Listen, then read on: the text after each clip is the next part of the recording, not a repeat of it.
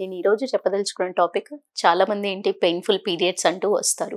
అది చిన్న పిల్లల దగ్గర నుంచి అంటే 14 సంవత్సరాల వయసు నుంచి వచ్చే అమ్మాయిల దగ్గర నుంచి 45 సంవత్సరాల వయసు వరకు కూడా పెయిన్ఫుల్ పీరియడ్స్ అనే కంప్లైంట్ మోస్ట్ కామన్ కంప్లైంట్ ఒక గైనకాలజిస్ట్‌ని కన్సల్ట్ అవ్వడం అంటూ జరుగుతుంది. ఈ పెయిన్ఫుల్ పీరియడ్స్ అసలు ఎందుకు వస్తాయి? పెయిన్ఫుల్ పీరియడ్స్ రావడానికి ఏంటి అంటే ఒక బలమైన కారణం ఏంటి అంటే గర్భసంచి అస్తర్ భాగంలో ఏదైతే ఈ రకమైన టిష్యూ ఉంటుందో పొట్టలో అది similar same type of tissue reaction కానివ్వండి శరీరంలో మొదలవుతున్నప్పుడు అంటే గర్భసంచిలోనే కాకుండా గర్భసంచి బయట కూడా ఎప్పుడైతే టిష్యూ రియాక్షన్ మొదలవుతుందో దానివల్ల వచ్చేదే పెయిన్ఫుల్ పీరియడ్స్.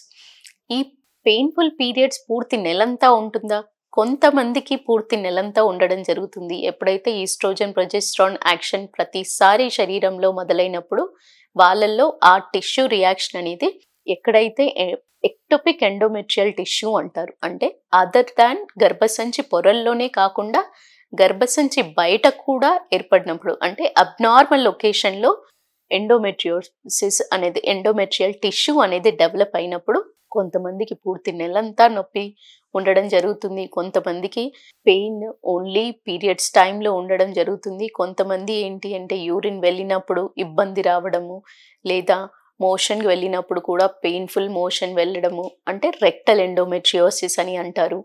అదేవిధంగా ఎప్పుడైతే సెక్షువల్లీ ఇంటర్ కోర్స్ అనేది వచ్చినప్పుడు కూడా వాళ్ళకి పెయిన్ఫుల్గా ఉండడం అనేది కూడా కొంతమందికి మోస్ట్ కామన్ కంప్లైంట్ ఉండడం జరుగుతుంది.